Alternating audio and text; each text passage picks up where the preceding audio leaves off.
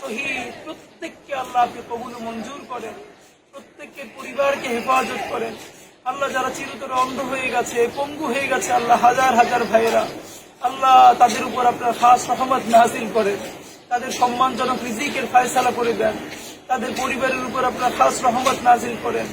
আল্লাহ আমরা জাতি হিসেবে যেন আল্লাহ বাংলাদেশ রাষ্ট্র যতদিন টিকে থাকে ততদিন যেন আল্লাহ আমাদের এই শহীদ ভাইদেরকে সর্বোচ্চ সম্মান জানিয়ে আল্লাহ তাদের কোরবানির বিনিময়ে একটা ইনসাফের রাষ্ট্র কায়েম করতে পারি, সেই তৌফিক আপনি আমাদেরকে নসিব করেন।